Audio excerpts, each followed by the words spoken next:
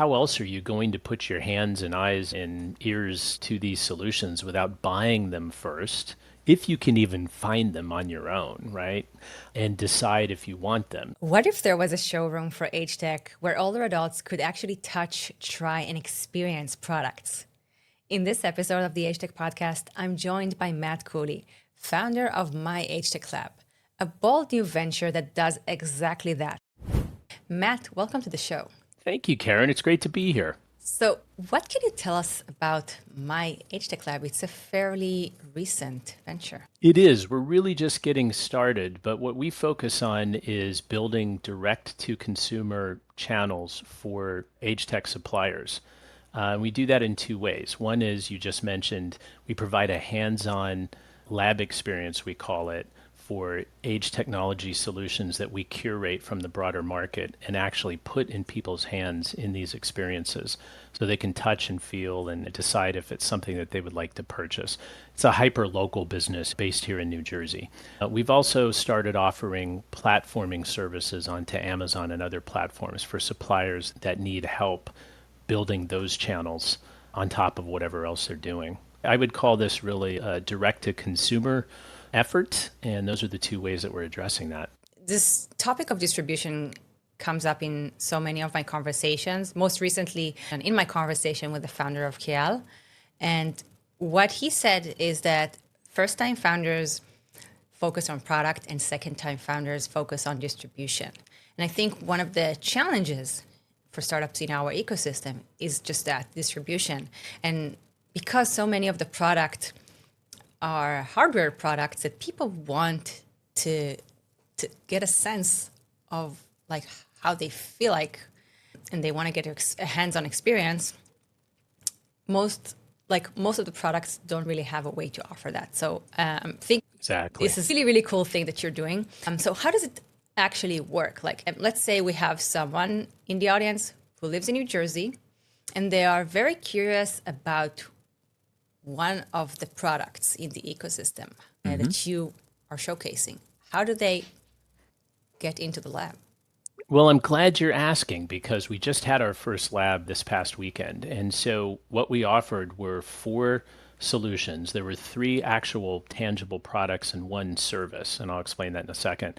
But we marketed to caregivers and older adults in the area. And we didn't give the company names, but we did say a fall detection watch, a personal robot, a virtual travel service, and a memory enhancement device. So, theoretically, that would have said, oh, those are interesting things that I might need. So I want to go do this. And then we set up stations where we demonstrated each of those in 15 to 20 minute intervals, and then we would rotate the stations. So by the end of a 2-hour event, you will have interacted with all 4 solutions and had your questions answered. That's how we did it this first time. We might make some adjustments for future labs, but as you hinted a second ago, how else are you going to put your hands and eyes and ears to these solutions without buying them first, if you can even find them on your own, right? And decide if you want them. You'd have to put money out and use the product and possibly return it. So, 4 solutions, kind of a small start, but there could be something here, and that's what we've started off with. And is it a group experience? Do multiple people get into the lab at the same time? And there's one instructor that explains about each product before they get to try it? So what we did with this one is we had 3 tables for the tangible products, and we had a lab tech, we call them, at each table, with a number of people gathering around the table. That way you can have some good interaction. The virtual travel service, we actually reconvened everybody at the end all together to stare at the screen, and then we put a surprise destination in front of them with a live travel agent on the ground and asked the attendees, where do you think we are, to kick that off. So it was sort of like going on a trip together. But that's the format that we used. And each lab tech has been trained by the supplier. I was a lab tech for one of the solutions. My son, who's a co-founder, handled another one, and then a friend of his handled the third one, and did a great job. Very interactive.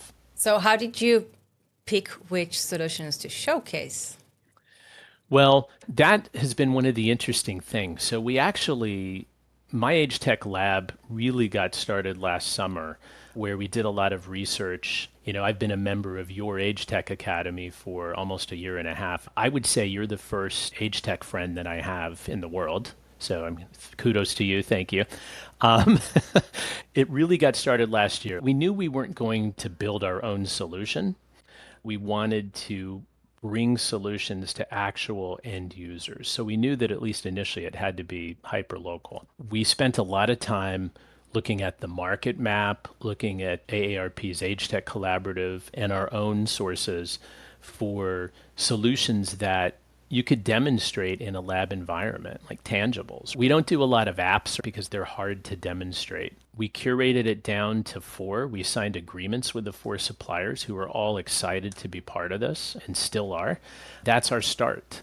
We just had our first lab experience this past weekend. We have a couple more in the queue over the next 6 weeks, and we'll adjust our model accordingly after that. But we're kind of in study mode at the moment. It's awesome. And people can just basically go onto your website, see what solutions are currently being showcased, and then sign up for the waitlist if they want to attend. Correct. And what do they get at the end? Like, can they buy some of these products from you? The way we have it set up right now is we don't sell anything to you. We really give you the hands-on experience. You're not going to get a heavy sell at our lab experience, but you are going to get information and get that tactile experience. In our agreements with the suppliers, we've asked them for discount codes that attendees can use on the supplier websites. If you see something you like, you can get a compelling discount by using this code that we give you. It's published on our website. If you go to our website, you'll see the solutions we have been demonstrating today and those discount codes. So again, not something that you can easily get, figuring this out one by one yourself on the internet. So we hope this is of value and we think it's going to grow. How often do you expect you will rotate solutions? Let's say someone has been to the first lab experience and in 6 months they want to try out something new because they haven't quite found the right fit. Oh, absolutely. And I want to tell you something about that. In our minds, we think we need a portfolio or a library of about 40 solutions. That will allow us to have lots of lab experiences and constantly change the mix and tailor it to the market. Right now, we've got four. We've got several suppliers that want to be part of this, and we've got a process to go through to whether we think that those suppliers make sense for what we're doing or not. But something came up that was really interesting at the lab experience. The people that came all had different issues that they were trying to address. And so the three that came up the most, I've got vision problems, I've got hearing problems, I'm having trouble with balance. And we kind of went wide in our marketing, looking more for a demographic instead of a psychographic and a specific problem. It was quite interesting to learn specifically why people came.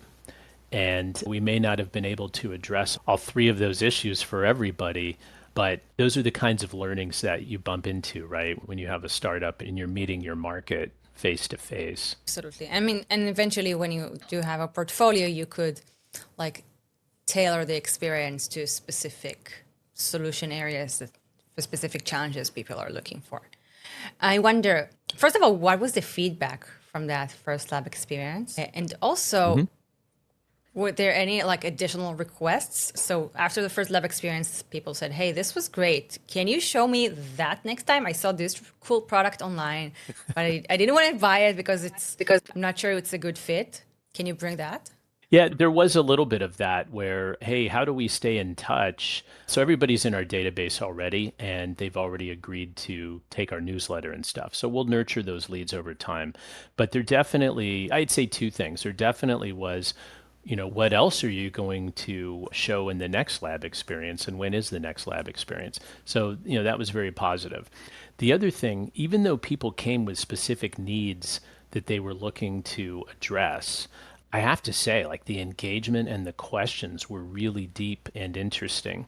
I was running the table with the LEQ personal robot, which I know you're quite familiar with. Just a lot of detailed questions about how you engage with LEQ and the types of things that you can do to make your day a better day. It was really impressive. And same feedback from the other tables. So, again, we're in learning mode, but you're absolutely right. As we grow the library of solutions, it'll help us tailor our marketing and it'll help us build how we message in the lab experience. So, all cool things ahead of us. I'm also excited about the inbound interest starting to come from suppliers. I wouldn't call it a tsunami, but there are inbound suppliers coming. And so it's not just us hunting for them. So I think we'll be able to build that library sooner than I was expecting. I have no doubt. It makes so much sense because, like, each one of these startups might have a need to showcase their products and put it in the hands of potential customers.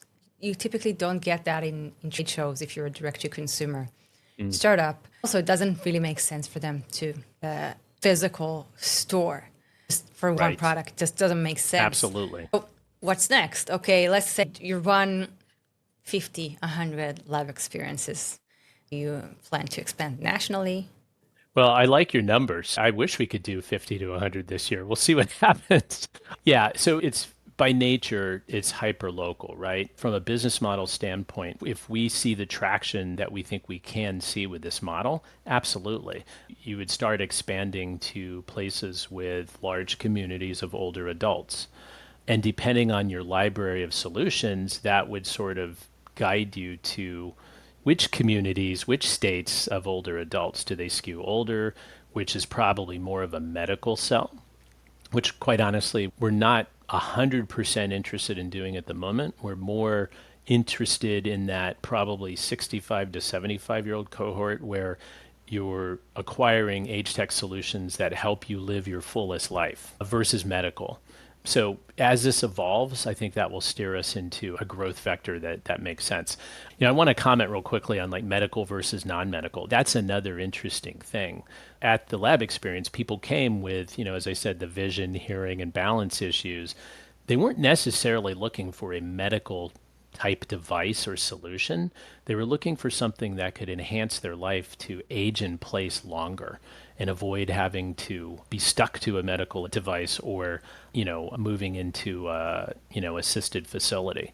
So everybody that came actually was aging in place, and that's important. So we're geared towards that solutions that help you live your best life that aren't necessarily medical, but we're open to where the world takes us here. You considered doing a traveling lab experience, just getting a mobile home, like equipped with all of these solutions, going around New Jersey.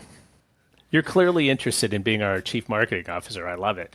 Yeah, that's a possibility. I mean, right now we all have day jobs. This is something that takes a while to build.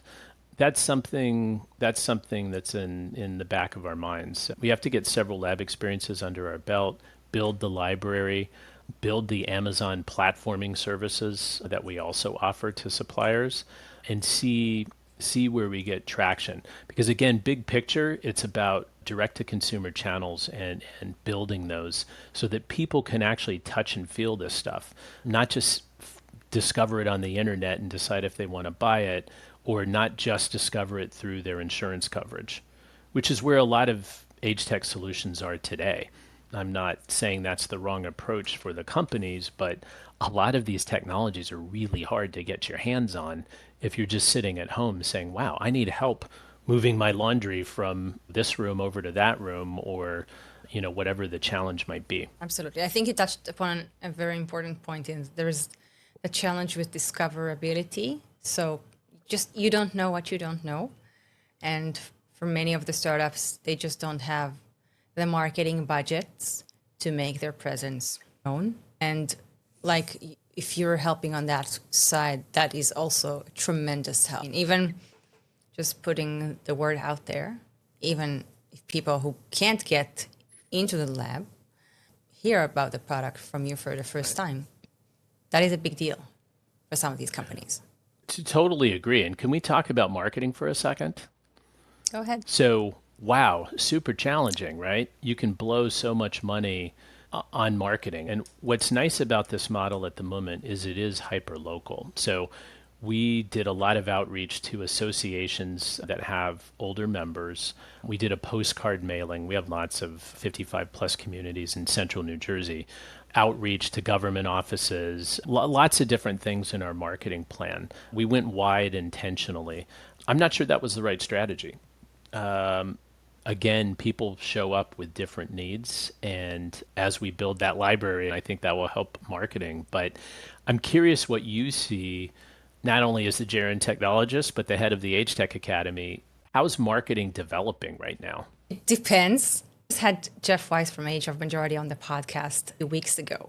Mm-hmm. And it seems that many still struggle. I mean, not necessarily in the age tech ecosystem, but broadly, many or most direct to consumer brands struggle with marketing to older adults. So they either don't do it at all, or they get it wrong because they target based on demography, based on someone's age, rather than based on someone's need. And I think one of my main takeaways from my conversation that I had with Jeff was when you're marketing a solution, you need to market it according to the problem that it's solving and not even mention that it's age related. And also, I mean, when I look at startups, it's at the end of the day, it's about resources, right? Because for small startups, for the early stage startups, they raise million or two or even $5 million in seed funding. They have to decide on whether they're going to allocate that on product development or marketing or 100 other places. And you know this better than I do. Figuring out how to budget is hard. And I think for first time founders, it's incredibly hard. So some startups are doing really well in direct to consumer. It takes a long time. Figure out your positioning in the market, your messaging, like not just what is your value proposition, but the wording. Are you gonna deliver the message about your value proposition? And that takes a long time to figure out. And, it's just one more reason why startups in this ecosystem take longer sometimes to scale than in other ecosystems, because it really is challenging to figure out who's your ideal user, who's buying, and how you're going to get your message across. And even if you have figured it out, going out and making your presence known costs a lot. I mean, unless you have an incredibly creative team and you can do like guerrilla marketing and put out viral content on social media, really, really hard and expensive. Right. And honestly, that's why I was excited to offer the platforming services, because we can do that for suppliers in a way that, quite honestly, their costs are close to zero and it really minimizes their risk if they fit a certain profile. So I'm sure we'll continue to have more and more discussions with suppliers on that side. Regarding the Age Tech Lab, I mentioned LEQ, great company, Intuition Robotics, awesome company to work with, super supportive, and they have a good partnership model already established. But out of the four solutions, all companies were very open to going on this journey with us and still are. I mean, they're all committed to see how this lab experience, continues. And if I like to mention, so Discover Live, we did an outreach last fall, and the CEO of Discover Live, a virtual travel service, was the first person to call us back and said, "Hey, I think this could be a great partnership."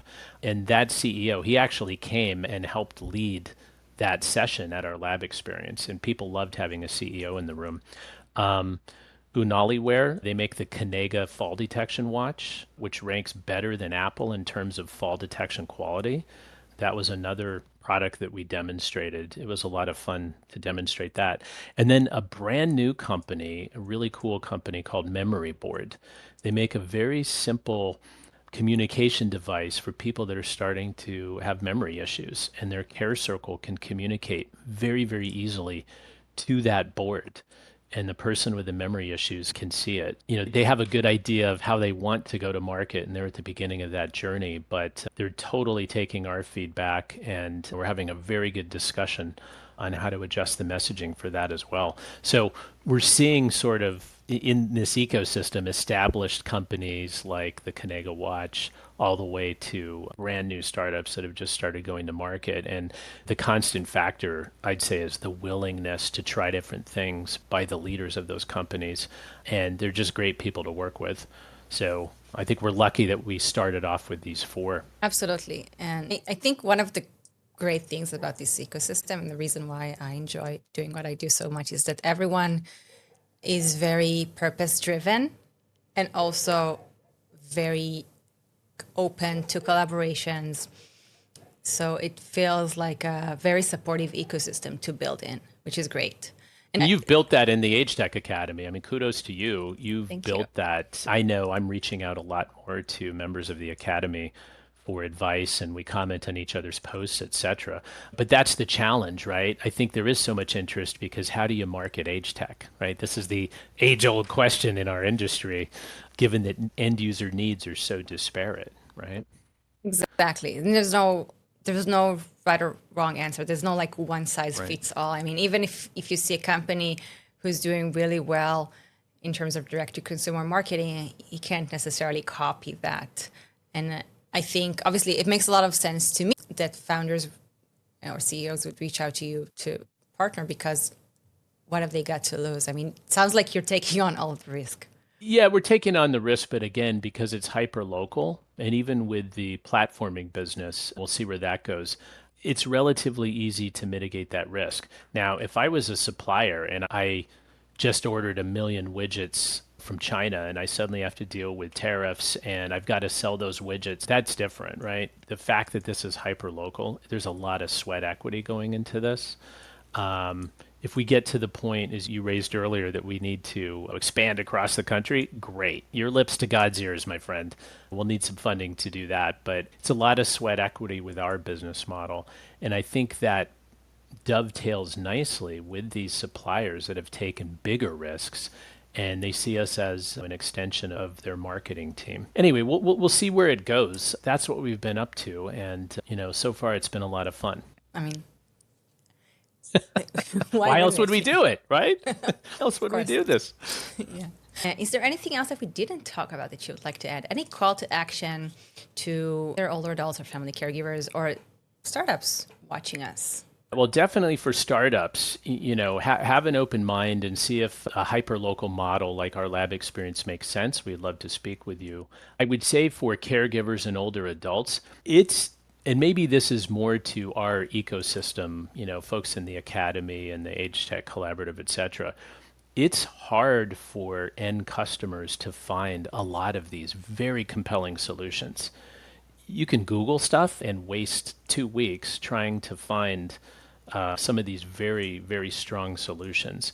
So have an open mind, reach out to age tech luminaries like you, and, start plugging into all of the things that can help you live at home longer, which 80% of older adults want to do, at least 80%, and live your best life possible. We're all going to age, we're all going to have problems pop up the older we get, but age tech really can enhance our lives and help us live at home longer. And so be open minded to finding those things beyond just a Google search, because right now that's pretty tough to do. There's a lot of good stuff happening, and I'm excited that my Age Tech Lab can help build some of those channels directly to the end users that need what we're producing. Absolutely. Matt, thank you so much for joining me on the show today. It was, as always, a pleasure to chat, and I wish you lots of success with my Age Tech Lab. I wish I come to Jersey to experience it in person. Next time you're in town, my friend, we'll set you up at one of the tables. You can run one of our solutions. But I appreciate it very much, and the collaboration with the Age Tech Academy and you has been outstanding. So thank you so much. Thank you. Thank you so much. If you found this episode insightful, you should definitely check out my conversation with Jeff Weiss, in which we talked about how to get age tech marketing right. I'll put the link right here.